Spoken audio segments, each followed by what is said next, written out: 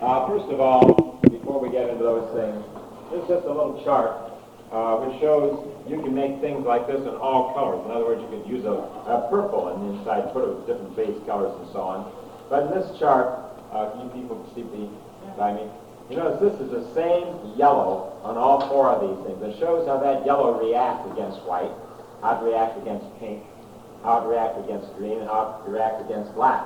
Well, it reacts very strangely, you notice, against pink. Well, for one reason, we're doing that thing we taught you Monday night, that you shouldn't make the darker color lighter than the light one.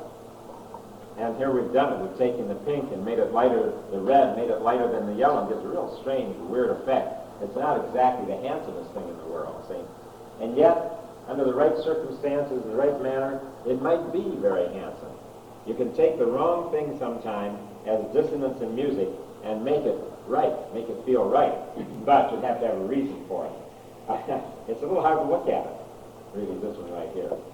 The yellow here seems to be sort of dead and dark, because the white takes the dominance. It's so much lighter in this case because it's wrong yellow to be too much brighter than the white. It takes a little power away from the white, from the yellow, while they take away from each other. And then down here in this green ground, green is very compatible to the yellow because it has a lot of yellow in it itself, and things that have the same colors in them will always be somewhat compatible one to the other.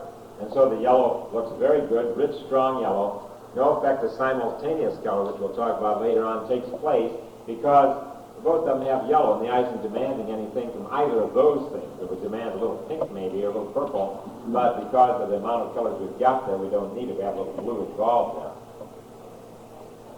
The next one, showing it against the black being such a real neutral. The black being the dominant color, the yellow does not make the black look purple. Now, if it were the other way around, if that was all yellow on the outside and the black were the little line inside, it would do it. If we could look at just this much without looking at the outer black, we get an effect of purple in there, but there's so much black that it dominates. But what we want to see is yellow is not just yellow. Yellow is a different yellow under all circumstances in combination with other things. Poster makers especially know these things very well. Where they want to catch somebody's attention, they might do that pink yellow just to startle you. Okay, here we have red. Hard to believe that's the same red on all four panels. This certainly looks like a much darker, duller color than this red, which is fiery and vibrant. See how that comes to light and jumps about? Matter of fact, it's on a different plane than the blues. These are in the same plane. Those are pretty much in the same plane. These have a little depth between the purple and the red, but not too much. This one has a lot of difference in the depth between the two. Oddly enough, sometimes the blue looks closer to us, which it shouldn't do. It's an illusion. If you look at it long enough and put in your mind that just think in your mind that the red is in front of the blue and watch the blue drop back. And when you don't do that, the blue seems to come forward in the square. That's an illusion as to which one you think is cut out and we're seeing through.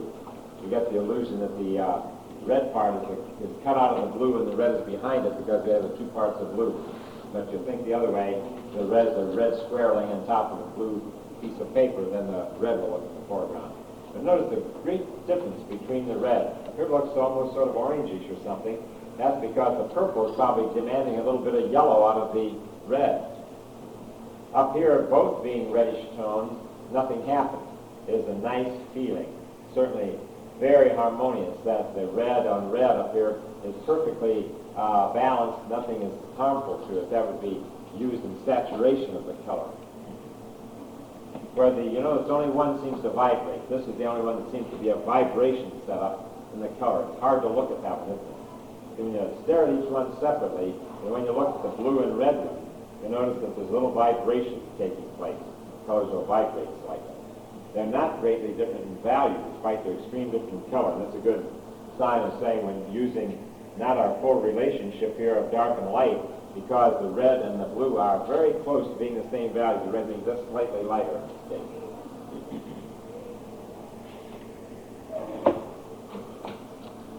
Now we have blue. We're just using three primary colors. You could try all of your colors surrounded with other colors. Here the blue is on a yellow ground.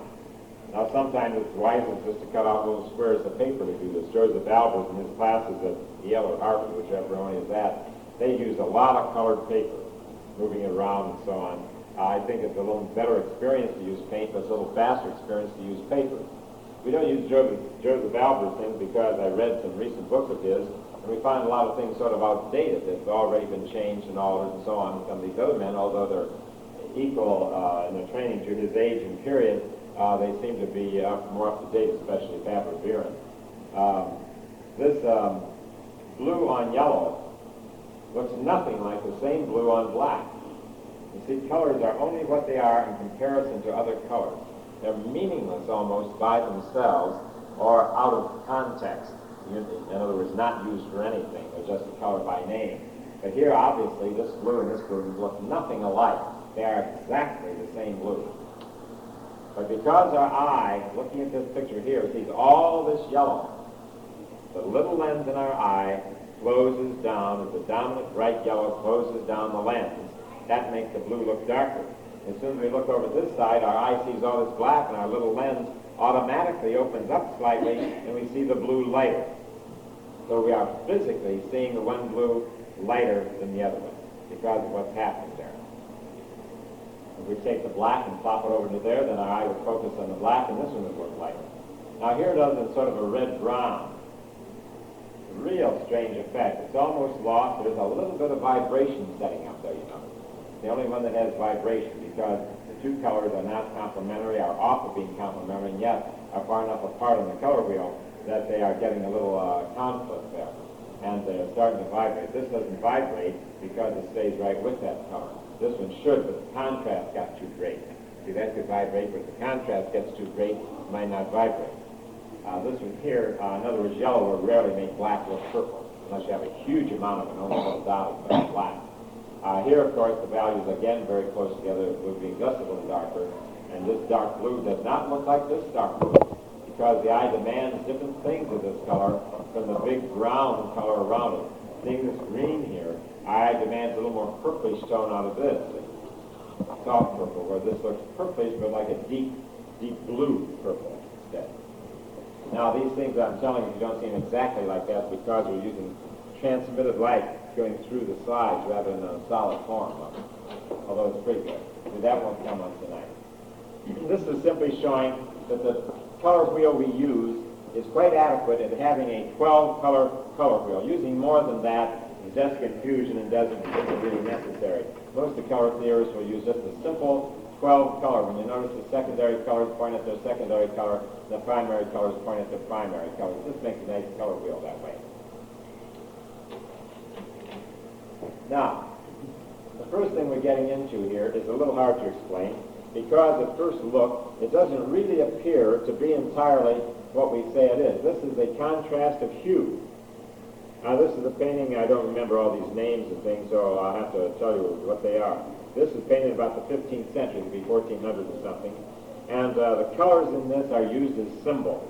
A great deal of symbol is used in this religious painting here. The heavenly host here in this brilliant red holding up the costume of God the Son and God the Father here. You notice they look almost identical. That God and Jesus, God the Father and Jesus are looking almost the same. And this is for a good reason, that when the earth was created, way back when everything was created back in Genesis, the two were conversing, because the word that we hear is, let us make man in our image.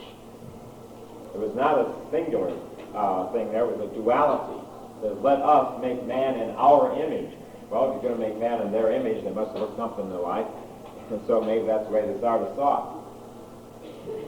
But the colors used here, again on the side, unless you're up very close, it's hard to see them all. But there's greens, blues, reds, fairly strong and fairly flat colors used throughout the picture. More or less flat blues, blue-grays, though not extremely cold blues. The warm and cool doesn't quite hold up as a theory because the blues aren't all that cold. They've been grayed so much. When you gray a color, of course, you're taking it towards its complementary color. So the more you gray a color, the less cool it's going to be. And these robes are reddish, but there's a little bit of darkening in them, but not much. It still feels as a solid, almost a solid unit. For yellow, they're using gold. They didn't have always good quality yellow. It used to be a hard color to come by sometimes. So gold was oftentimes used. Not for the sake of using the gold, but as a way they have of getting yellow. To get a good, clean yellow. sometimes that was used, but the other pigments were available. There always some sort of yellow available, but oftentimes it's like an earth yellow. An earthy yellow. And you get a yellow that they could call yellow gold is oftentimes used as the yellow. And so we have the flat golds, usually quite beautiful golds. The angels here with the little blue wings and so on are helping. You notice how these robes go like this, the white carrying an eye up, repeating the edge of their robes, repeating the edge of Mary's robe here, and they're all upward swinging in this case, you know. Here are these angels up here at each end, helping these three major figures to look like they're floating. The lifted wings there lifts our eye up to it, and it helps us to float. The blues that have been added here are to give us the peaks and points on that. And again, they're used because they want to look blue. They're not worried about light and shadow. They're not worried about simultaneous colors. They're not taking place. And because there aren't strong enough colors to do it, and none of the other things hold, this is primarily a contrast of hues, although a little difficult to fully see. If you saw the painting, you'd be more aware of it. This next one is the May Day excursion. It was painted about 1400, and this is part of the Book of the Hours. And this duke who had these things done died penniless because he spent all his money. You know the reason he spent all his money, because this is true ultramarine blue. That's lapis lazuli, one of the most expensive pigments ever known. I told you the other night about Windsor Duke man offering me a half tube of watercolor, true ultramarine, genuine ultramarine, $32 for a half tube of watercolor. Half tube of standard oil paint and lapis lazuli, $36. I declined. I was afraid, as I said before, that I might get used to liking it, and then what would I do, you know? The green in here is an extremely expensive green color. The green is very, very, very expensive. This is real, pure gold in these, all these golds. Again, used for yellow. Again, you see the difficulty of, in some periods of history, getting a true yellow that could look bright. So gold was used to make the brightness of the yellows. See how they really become yellows in color, in that sense. And of course, this is done in the contrast of hues. After all, if you're going to spend that kind of money for your colors, you're not going to dirty them up. You know, by graying them down and mixing them with other colors, you're sure not going to mix that lapis lazuli there with some red to make purple or with yellow to make green. You're going to use it straight because it's so darn expensive. So this is by necessity as much as anything else. And although there's a little modeling in the greens, not enough to really alter it greatly. And of course, the photograph of the painting isn't going to show these colors in the true sense. You'd have to go to a museum and see these things or to appreciate fully the extremely gorgeous colors that exist that, frankly, we cannot get because we don't have the true full values in some of those cases. We cannot make those same colors.